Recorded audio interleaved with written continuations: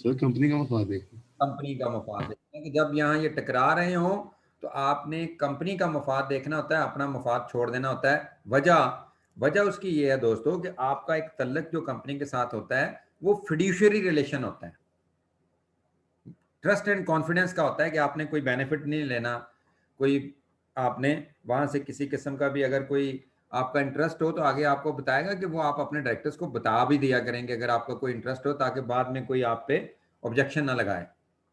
कि फर्ज कर लो, आगे आपको एक एग्जांपल आके समझाएगा कि अरहम आप फर्ज करो कि आप कंपनी के डायरेक्टर हो, ठीक है जी।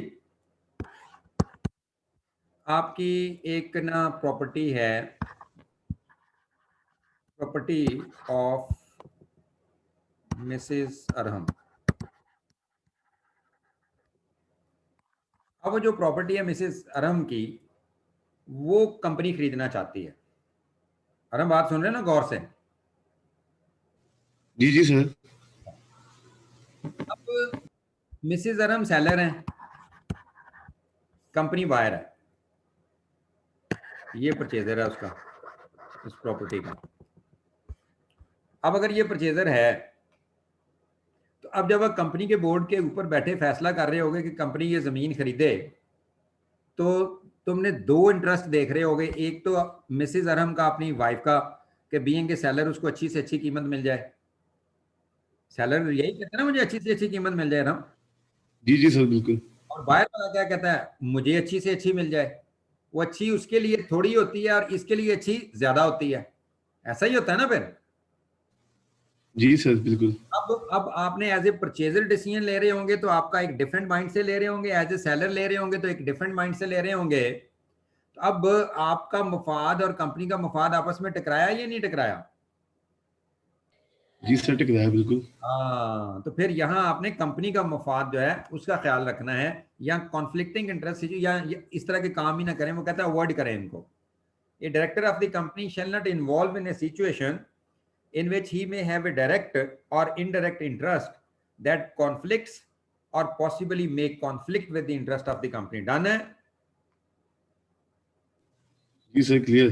A director of the company shall not achieve or attempt to achieve any undue gain or advantage either to himself or to his relatives, partners or associates. कि कंपनी का कोई भी डायरेक्टर जो है वो अचीव भी नहीं करेगा या कोशिश भी नहीं करेगा अचीव करने की कोई भी अनड्यू गेन, अनफेयर गेन, कोई नजायज फायदा अपने आप को नहीं पहुंचाएगा, अपने किसी रिश्तेदार को नहीं पहुंचाएगा, अपने किसी पार्टनर को या एसोसिएट को। And if such director is found guilty of making any undue gain, he shall be liable to pay an amount equal to that gain to the company. फिर a director of the company shall not assign his office and any assignment so made shall be void. This is important point, please keep in mind. ये आगे आके भी discuss होगा कि ये company के directors के ऊपर प्रोहिबिशन लगाई हुई है कि ये अपना असाइनमेंट ऑफ ऑफिस नहीं कर सकते, असाइन नहीं कर सकता अपना ऑफिस। अब अरम जरा ध्यान करिए, जी sir. Assignment of office, assignment का मतलब क्या होता है? असाइनमेंट ऑफ कॉन्ट्रैक्ट आपने पढ़ा था अरहम से? जी सर। बताएंगे क्या था को रिकॉल करके? आप साथ साथ ना, मैंने आपको कहा हुआ है कि वो करें, रिवीजन करें अपनी एम लॉ की। जी बोलें। जी जी सर पढ़ा था। मोहम्मद शहब, मोहम्मद शहब आप बताओ। जी सर। असाइनमेंट ऑफ कॉन्ट्रैक्ट का मतलब क्या था? सर अपना कॉन्ट्रैक्ट किसी दूसरे को साइन कर देना सर। मीन ट्रांसफर करना अपने contractual rights and obligation by entering into um, yes sir. वो असाइनमेंट हो जाए। यस सर, एक कॉन्ट्रैक्ट के ऊपर दूसरा कॉन्ट्रैक्ट करके ना उसको सर ट्रांसफर कर देना। हाँ, उस्मान भाई ने कहा जी मैं बताता हूँ, जेब ने कहा जी ठीक है। अब असाइनमेंट ऑफ ऑफिस का क्या मतलब है? असाइनमेंट ऑफ ऑफिशियल पोजीशन, क्या Shoaib? Assignment of official position. अगर फर्ज करो कि मैं बोलता हूं कि अरहम भाई हमारे डायरेक्टर हैं कंपनी के, तो क्या अपनी ये ऑफिशियल पोजीशन किसी को असाइन कर सकते हैं कि ये कहें कि मेरी जगह के ऊपर इसको डायरेक्टर बना लें, और हम कहें कि हाँ जी ये मेरे ब्रदर हैं? नहीं, मैं जा रहा हूं, मेरी जगह के ऊपर ये डायरेक्टर है, मैंने अपना डायरेक्टरशिप असाइन कर दिया। क्या कर दिया? डायरेक्टरशिप असाइन कर दिया है। नहीं कर सकते, ये वॉइड है। नहीं कर सकते, ठीक ये क्या होती है? है जी सर, वॉइड है सर ये। गलत है, हो ही नहीं सकती। आपकी ड्यूटी है कि आपने ऑफिस असाइन नहीं करना, अगर करेंगे तो वॉइड हो जाएगा। यस सर, क्योंकि कंपनी ने ना बड़ा सोच समझ के उसकी चीजें देख के, उसको नहीं ये तो कोई बात ईमानदारी नहीं। देख के। हाँ, कंपनी के शेयर होल्डर्स ने जिनको डायरेक्टर सेलेक्ट किया हुआ है, अब वो कहें जी हम यस अपना सर, ऑफिस असाइन करके किसी को जा रहे हैं, ये तो कोई बात नहीं होती। यस सर, ऐसे ही है। जाना तो जाओ, जाना तो जाओ ना, जी जाने सर, को मना नहीं कर जाना है सकते। तो जाओ। हाँ, नहीं असाइन तो ना करो। Yes sir. अब उसके लिए क्या है कि लॉ के अंदर एक तरीका प्रोवाइडेड है कि हाँ जी कोई इलेक्शन होते हैं, कोई मीन तरीकाकार है डायरेक्टर्स की अपॉइंटमेंट का, बस उस तरीके से आ सकता है, कोई तो आ जाए। इस तरह कोई धक्कम बेल तो नहीं हो सकती। जी सर, ठीक हो गया सर। ये आपने याद रखना है ये point. Director of the company shall not assign his office and any assignment so made shall be void.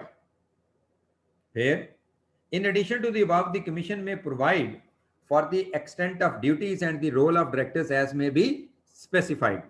कि इनके अलावा भी कमीशन जो है वो कोई duties commission from time to time जो है वो और भी आपको इन्फॉर्म कर सकता है, कंपनीज के लिए बना सकता है कि ये होंगी। अब ये देखें क्या लिखा है अगला, ब्रीच एंड रेटिफिकेशन।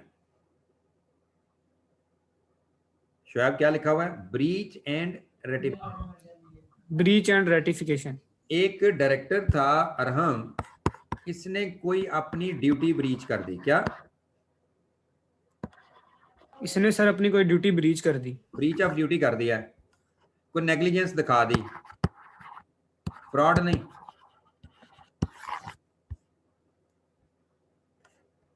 मीन के वो जितना उसको इख्तियार था उसने कंपनी के आर्टिकल्स के मुताबिक ना चला, लॉ की खिलाफ वर्जी नहीं करनी। आर्टिकल की बात हो रही है, इंटरनल रूल्स एंड रेगुलेशंस की। ठीक हो गया सर। तो उसका तरीकाकार क्या हो सकता है कि अगर वो कोई नेग्लिजेंस दिखाता है, ड्यूटी ब्रीच हुई है, ठीक है, तो उसकी ब्रीच ऑफ ड्यूटी को कंपनी रेटिफाई कर सकती है। क्या कर सकती है? रेटिफाई कर सकती है सर। अगर वो मीन कहते हैं कि हाँ जी यार ये अरहम बंदा तो ठीक था, ये एक दफा ऐसे हो गया है, तो फ्रॉड तो नहीं हुआ, ड्यूटीज तो इसने ब्रीच की हैं अपनी, लेकिन चलें हम इसको माफ कर देते हैं। क्या कर देते हैं?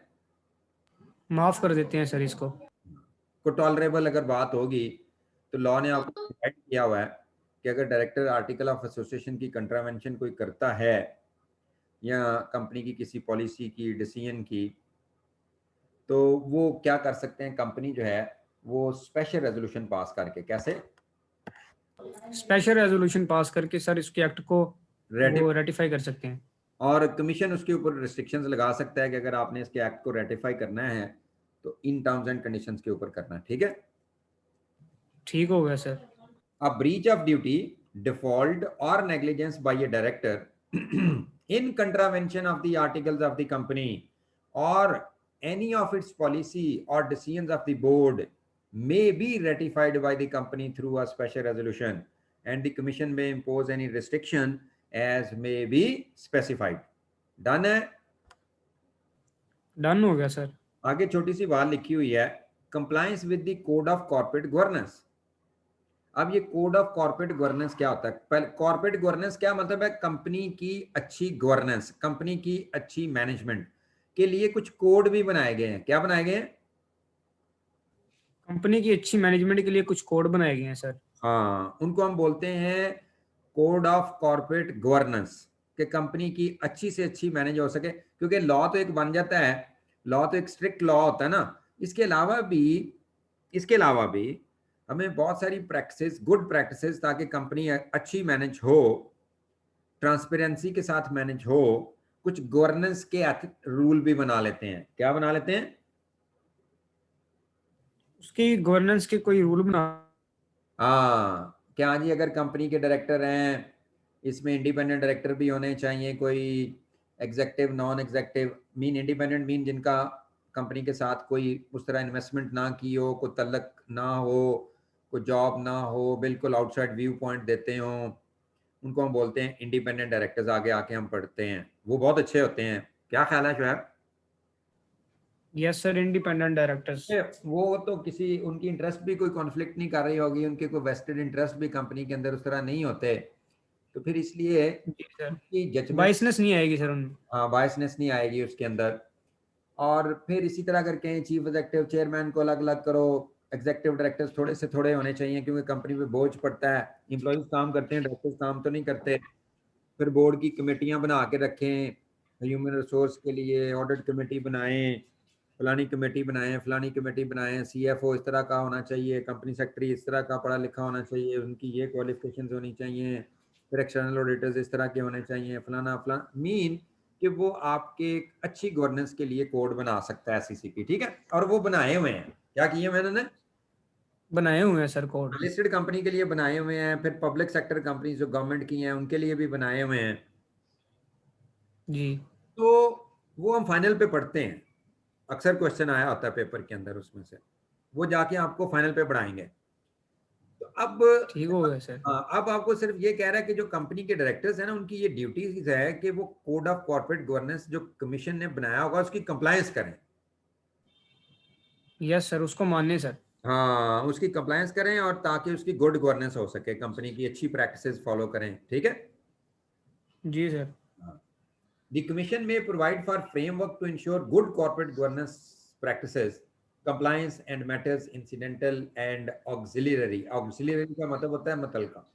For companies or class of companies in a manner as may be specified, जिस तरह कमीशन चाहे वो बना सकता है code of corporate governance different companies के लिए। The above would require duty of directors to act in line with good corporate governance practices. उसके बाद आ गई हैं liabilities of directors and officers. क्या आ गई हैं? Liabilities of directors and officers. ठीक हो। अब कंपनी के ऑफिसर्स में ना ऑडिटर भी आ गए। यहाँ क्या आ गया? ऑडिटर भी आ गया सर। डेफिनेशन में आ गया, लेकिन वो कंपनी का एम्प्लॉय नहीं होता, वो तो इंडिपेंडेंट होता है, लेकिन उन्होंने डेफिनेशन में ऑडिटर इंक्लूडिंग ऑडिटर भी यहाँ कर दिया, ठीक है। ठीक हो गया सर। अच्छा जी, अब मुझे ये बताएं कि अगर कंपनी का कोई भी डायरेक्टर, कंपनी का कोई भी ऑफिसर, कंपनी का ऑडिटर, ठीक है जी, जी सर। अगर वो नेग्लिजेंस करे, डिफॉल्ट करे, अपनी ड्यूटीज को ब्रीच करे, ब्रीच ऑफ ट्रस्ट करे, उसका गिल्टी हो, क्या हो? गिल्टी हो सर कंपनी का। तो क्या उसको हमें इंडेमनिफाई करना चाहिए या उसको कंपनी को इंडेमनिफाई करना चाहिए? उसको करना चाहिए सर, कंपनी को इंडेमनीफाई। अगर आपने कंपनी के मेमोरेंड, कंपनी के आर्टिकल ऑफ एसोसिएशन में, हाँ, कंपनी के आर्टिकल्स ऑफ एसोसिएशन में अगर आपने अपने डायरेक्टर्स, ऑफिसर और ऑडिटर्स के लिए कोई भी गुंजाइश पैदा की कि हम उनको एग्जेम्प्ट कर देंगे फ्रॉम नेग्लिजेंस, फ्रॉम उनको एग्जेम्प्ट कर देंगे फ्रॉम रॉन्गफुल एक्ट, हम उनको एग्जेम्प्ट कर देंगे फ्रॉम द ब्रीचेस, हम उनको एग्जेम्प्ट कर देंगे फ्रॉम द डिफॉल्ट्स, हम उनको एग्जेम्प्ट कर देंगे from any breach of trust, अगर वो कोई करते हैं, तो ये सब कुछ आर्टिकल में जो आपका लिखा होगा सब कुछ वर्ड होगा। जी सर, ऐसा नहीं होता। एग्जम्पशन मिल ही नहीं सकती। हाँ, अगर इस तरह हो जाए तो फिर तो काम ही खराब होने शुरू हो जाए। जी सर, फिर एससीसीपी का क्या फायदा है बनाने का। हाँ, आपको अपनी अपनी ड्यूटीज जो हैं वो पूरी करनी है। कभी भी आप नहीं कर सकते कि हाँ जी इनका कसूर माफ कर दें। अगर इनका कसूर माफ करने शुरू कर देंगे तो वो तो फिर और बड़े बड़े चोर बनते जाएंगे। Yes sir. लेकिन कुछ एग्जांपल, कुछ एक्सेप्शंस हैं। क्या है? कुछ एक्सेप्शंस हैं। जहाँ वो हम देख लेते हैं कि वो एक्सेप्शंस क्या हैं। जी अच्छा जी,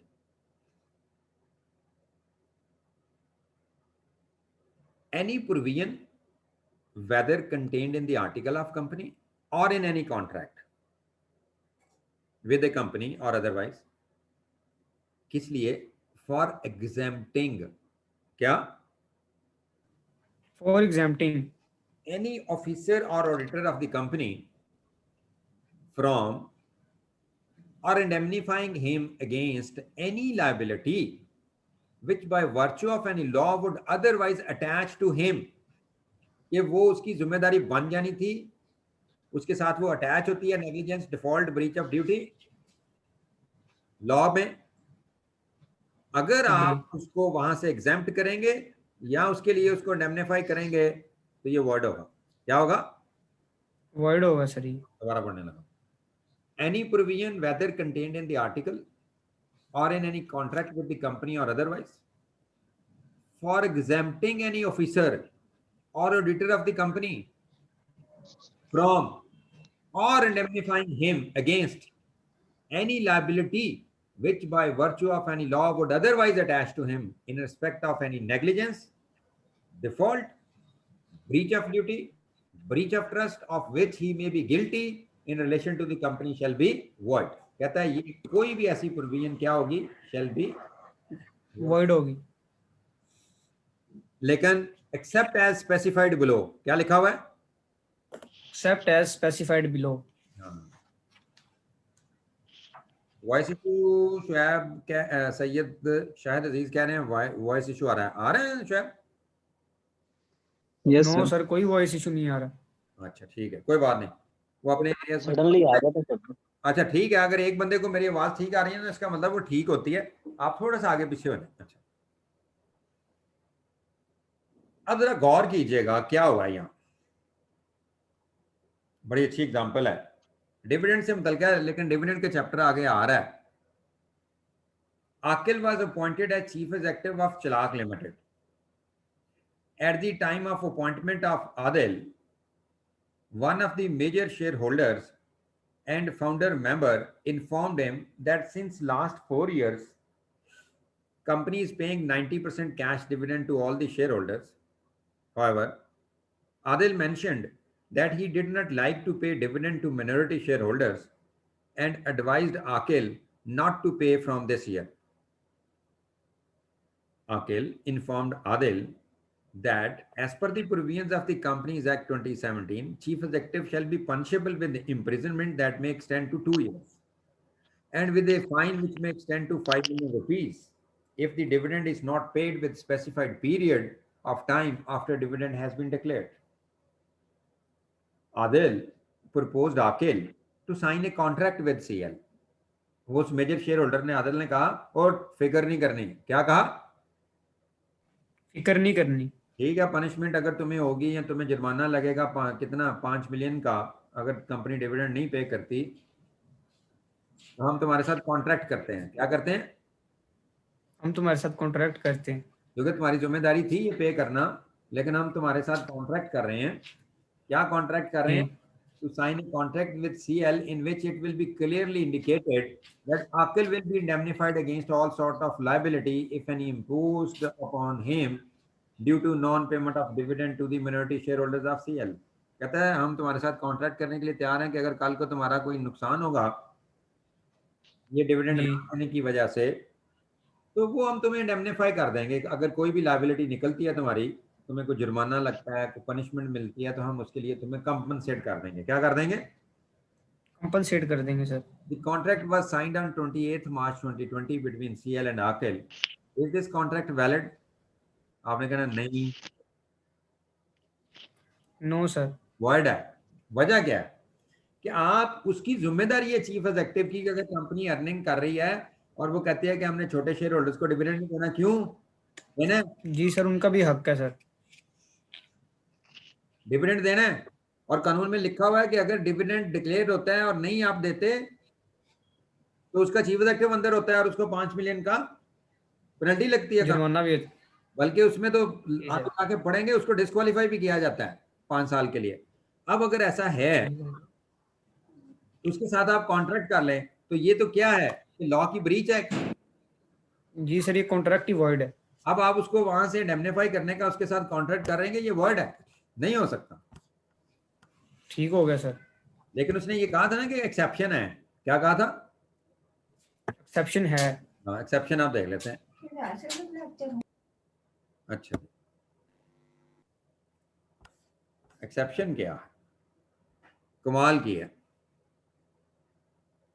ये शोएब पढ़ो जरा।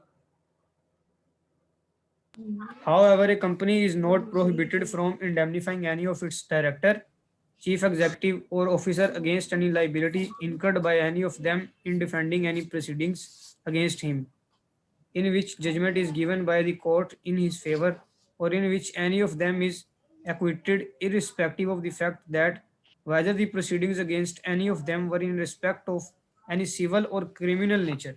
क्या मतलब वाला बनता है?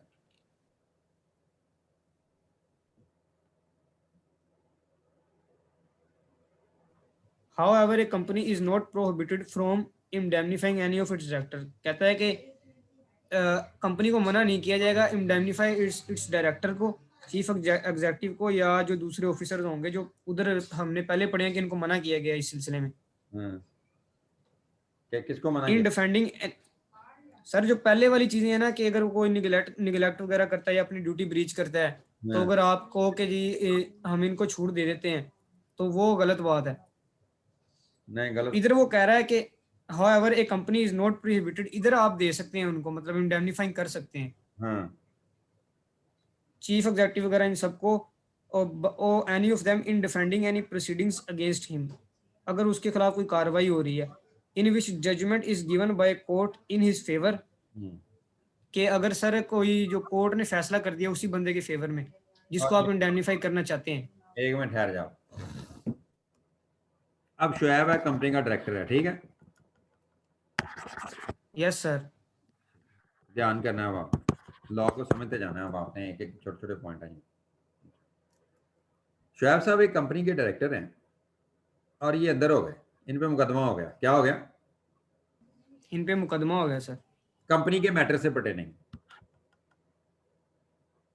ठीक है? Pertaining to company matter.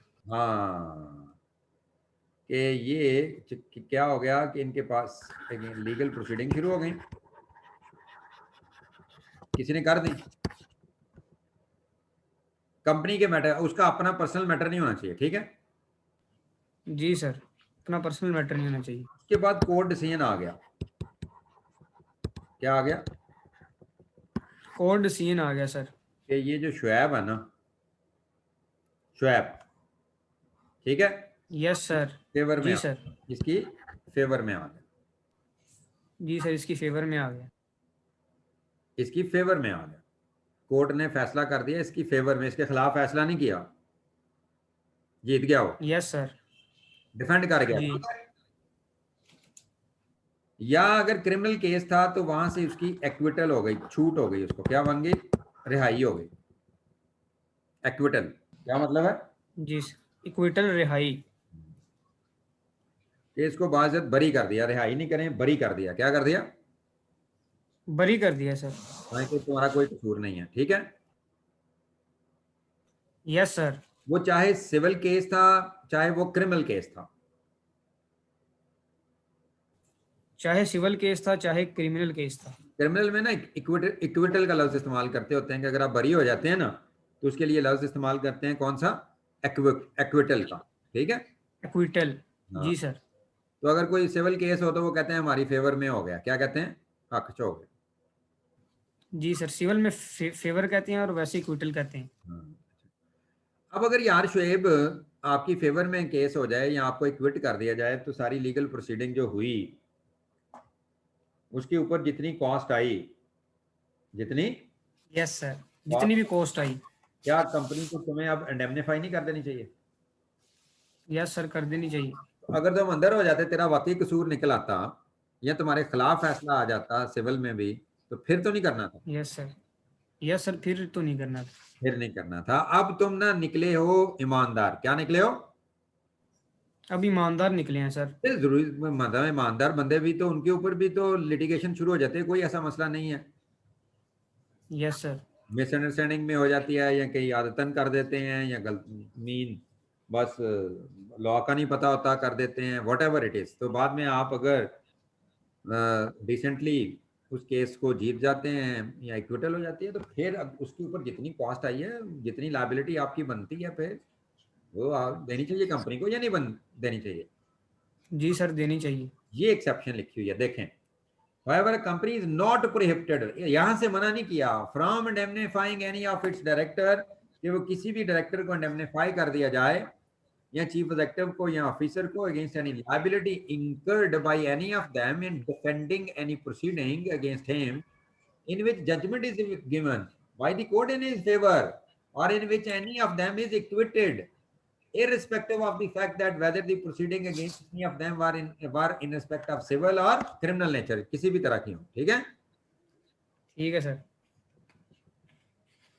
Asad filed criminal case against Bilal, who is working in the capacity of CFO of Shining Star, on the premise that Bilal has misappropriated SSL's funds to the tune of rupees 10 million.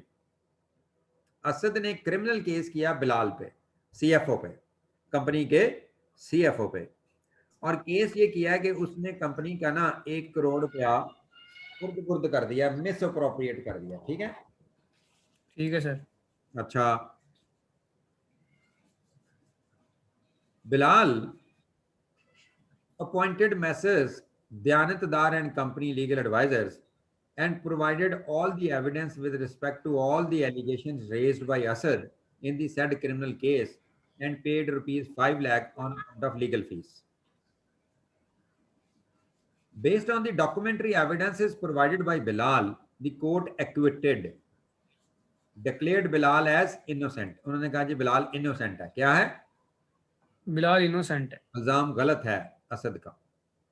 Bilal requested ji. SSL management to indemnify him rupees 5 lakh, paid by him to the lawyer and provided the legal advisor's invoice along with other necessary documents. Can SSL indemnify Bilal in above situation? आपने कहना बिल्कुल जी।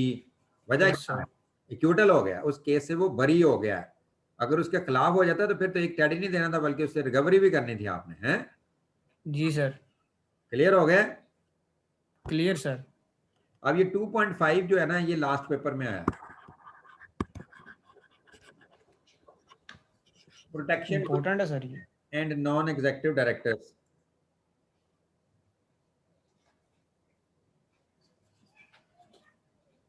Protection to independent and non executive directors. हाँ, हसन मुनीर कह रहा है sir सिर्फ online answer. Hasan Munir क्या कहना चाह रहा है, मुझे को समझ नहीं आ रही। हसन क्या कहना चाह रहे हैं? हसन मुनीर सर इसमें सिर्फ एक लाइन का आंसर लिखना है। अब वो उसने क्योंकि एग्जांपल दी है ना। Yes sir. आपके एग्जाम के अंदर ये क्वेश्चन आता है तो आपने लॉ की प्रोविजन लिखनी है। क्या लिखनी है? लॉ की प्रोविजन। फिर आपने लिखना है कि in view of the provision above provisions क्या हो गया है, since Bilal has been acquitted therefore SSL में इंडेमनीफाई बिलाल रुपीस 500,000। तो फिर इसलिए जिस तरह आप केस स्टडी को सॉल्व करते हैं उसी तरह करनी है। ये सिर्फ उसने एग्जाम्पल को ना सिर्फ आंसर में इस तरह लिखने के लिए कर दिया हुआ है, अदरवाइज पेपर में आएगा तो इस तरह नहीं लिखना आपने, वो पूरा आंसर करना है जैसे आपको समझाया हुआ है। Yes sir. ठीक है।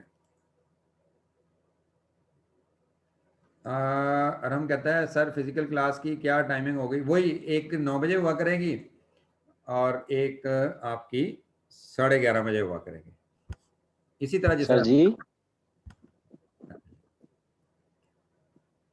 Protection to independent and non executive directors.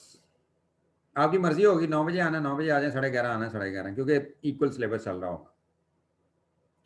आपने पिछली दफा कौन फेल हुआ है? चलो मैं ये नहीं कहता कौन फेल हुआ है, मैं कहता हूँ रिपीटर कौन है।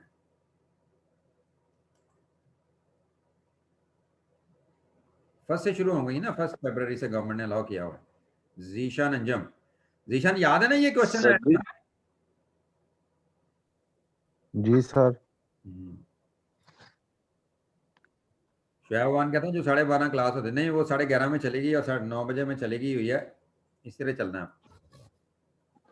सर जी ये जो इन्होंने अंडरटेकिंग भेजी थी, हाँ तो इसमें सर जी अगर ऑनलाइन को एक्सेप्ट करें तो फिर वो ऑनलाइन पेपर कैसे होंगे? वो यार मुश्किल काम है, ऐसे ना टेंशन में आप लोग पड़ जाएंगे। एक तो वो प्रोटेक्टेड इन्वायरमेंट चाहिए उसके लिए कि उन्होंने जो वो पूरा तरीकाकार लिखा हुआ है उस तरह आपको घर के अंदर एक सिक्योर्ड तरीके से बैठना पड़ेगा, कैम शैम लगा के। क्योंकि बहुत सारे बच्चों को ना लेटर आ जाता है आई कैप से कि हाँ जी आपका दरवाज़ा खुला था, या आपने कोई बात की थी, या आपने कोई सर्च इंजन इस्तेमाल करने की कोशिश की, या आपने मोबाइल को यूज़ करने की कोशिश की, या इधर उधर ये वो। उनकी सर्विलेंस बहुत अच्छी है। दूसरा ये है कि आप ना ये लॉ का पेपर उस तरह ना टाइप नहीं कर सकेंगे, वहां तो फिर टाइप करना पड़ता है ना आपको, जिनकी टाइपिंग अच्छी होती है, तो वहां हाथ से तो नहीं लिखना, तो इसलिए कंफ्यूज हो जाएंगे। Try to give physical paper, अगर आप उसके ऊपर सर जी मैंने है तो फिर ठीक है। ऑप्शन ऑप्शन में मैंने उसको सिलेक्ट कर दिया और अंडरटेकिंग कर दिया, अभी मैं चेंज कर सकता हूँ उसको? अब मुझे नहीं पता, तेरी मर्जी थी, आपने पूछ के करना था ना। सर जी बस मिस्टेक हो गई थी बाद में मैंने। नहीं, वो आई कैप ना फोन करके कर लेना, कर देंगे। अच्छा सर जी, मैं कल जो टेस्ट हुआ उसके हवाले से एक क्वेश्चन कर सकता हूँ? कौन सा टेस्ट जो हुआ है? कल जो मॉक हुआ है। वो मुझे ना व्हाट्सएप कर देना, अगर कोई क्वेश्चन पूछना होगा ना तो वो व्हाट्सएप कर दे, मैं बता दूंगा। अभी इसको जरा चलने दो बुक को। ठीक है सर जी। हाँ, लेकिन खुशी हुई है कि आपने वो किया है, जिन बच्चों ने भी। आगे जी, protection to independent and non executive directors. अब जरा ध्यान ये करना है अब आपने, ये सैयद शायद कहता है वकार के चेंज हो जाएगा आई कैप पोर्टल पे, तो ये शायद अजीज कह रहा है कि देख लें चेंज हो जाएगा। चलो ठीक है सर जी, मैं चेक कर लूंगा। ठीक है। अब protection to independent and non executive directors, अब ये प्रोटेक्ट किया है दो लोगों को। एक होते हैं ओनर्स। शायद कौन होते हैं? एक होते हैं ओनर्स। मीन वो स्पॉन्सर भी होते हैं, मेजर शेयर होल्डर भी होते हैं, कंपनी के कंट्रोल भी कर रहे होते हैं, और साथ कंपनी के डायरेक्टर भी होते हैं। क्या होते हैं? डायरेक्टर्स भी होते हैं, ओनर भी होते हैं, sponsor, major share holders. Mean मालकान कह लें, क्या कह लें? मालिकान। और एक होते हैं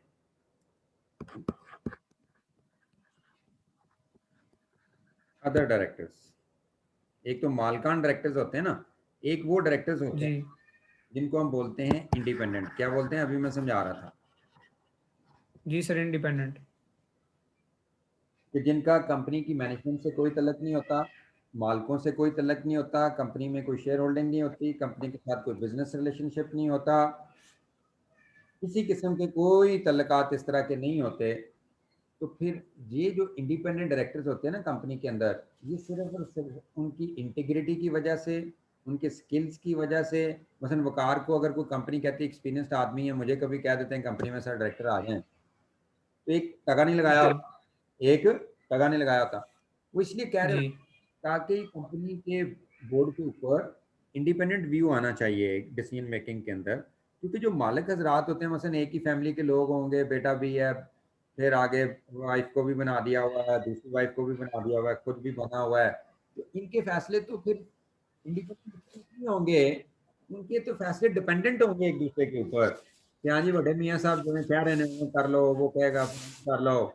तो वो सब सर्वियंट होंगे एक दूसरे के। सब सर्वियंट का मतलब ये होता है कि जैसे आप एक दूसरे के गुलाम बने हुए हैं, रबड़ स्टैम्प बने हुए हैं, तो आप इंडिपेंडेंट डिसीजन मेकिंग नहीं करते, इंडिपेंडेंट व्यू पॉइंट नहीं कंपनी के अंदर लैंड कर सकते।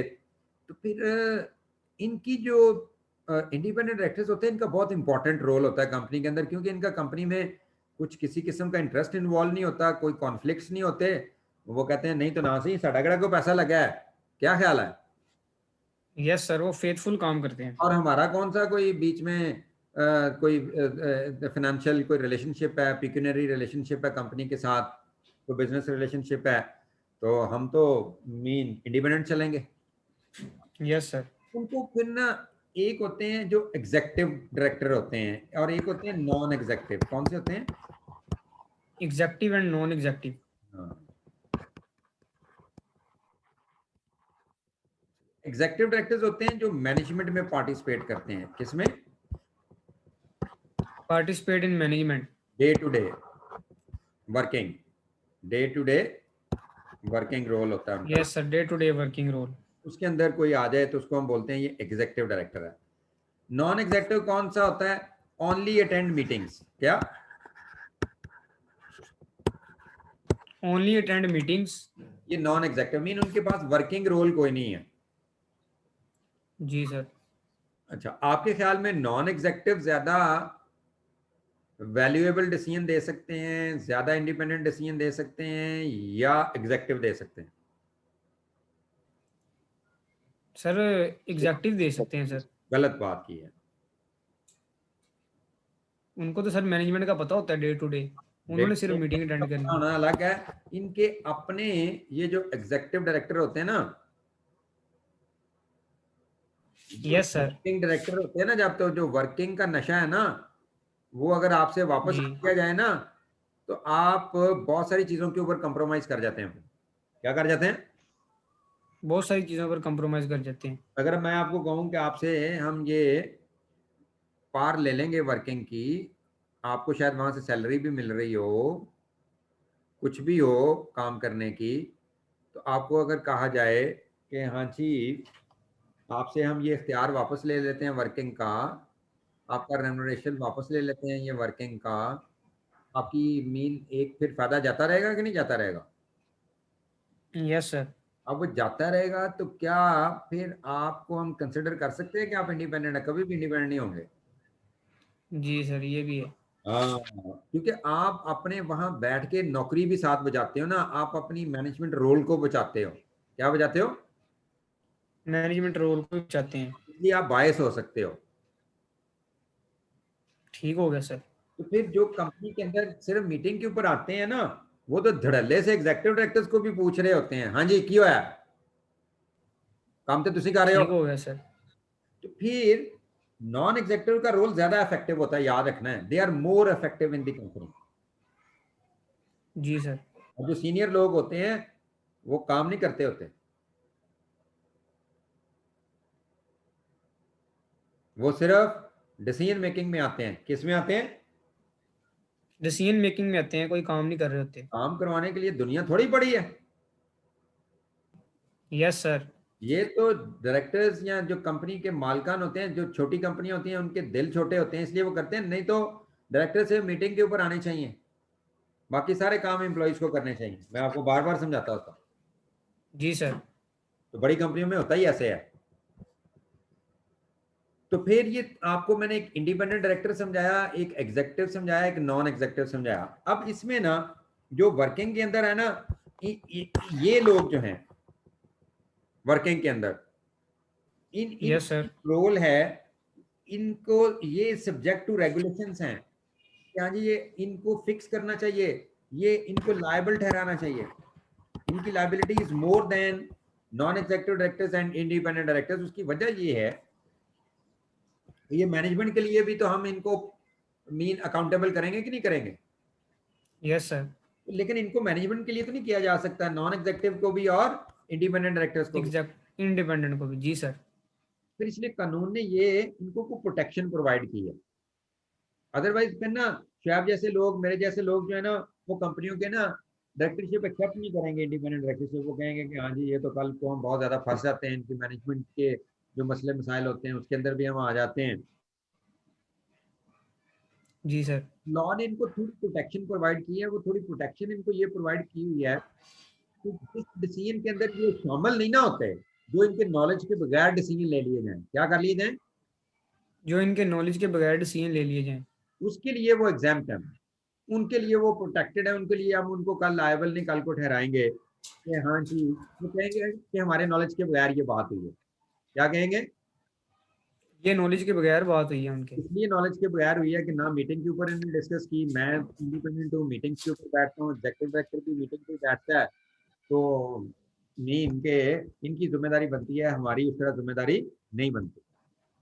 ठीक हो गया सर। लेकिन उनके नॉलेज के साथ, उनकी कॉन्सेंट के साथ या उनकी मिली भगत के साथ अगर हो रहा हो कि जी, फिर इंडिपेंडेंट तो लायबल हूँ। इन्वॉल्व हैं और नॉन एग्जीक्यूटिव डायरेक्टर भी, तो फिर तो उनको वैसे ही आपने वैसे ही देखना हो, ठीक है। जी सर। अब ये देखें क्या लिखा है, protection to independent and non executive directors. अच्छा जी, अब जरा देखो कि when liable and independent director, अभी मगरब की नमाज हम पढ़ते हैं, मैं आपको मौका देता हूँ। एन ठीक है सर। Independent director and a non executive director shall be held liable only, कब? ओनली।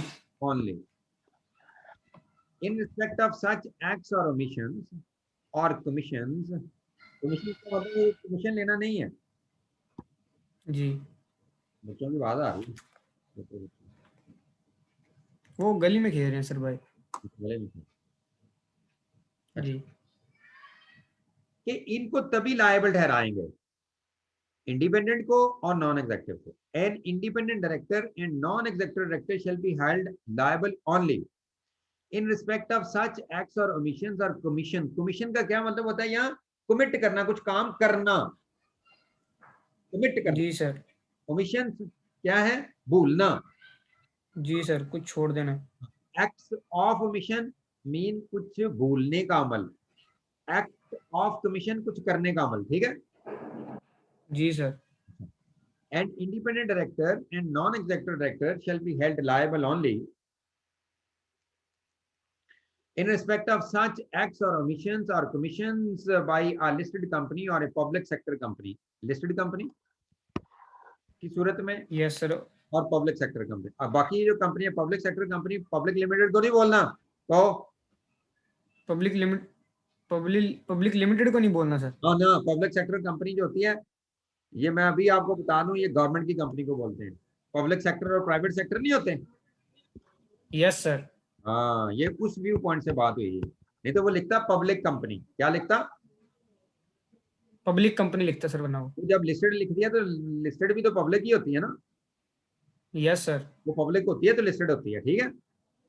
जी सर। तो फिर इसलिए यहाँ कहना पब्लिक सेक्टर का मतलब है गवर्नमेंट सेक्टर की कोई कंपनी,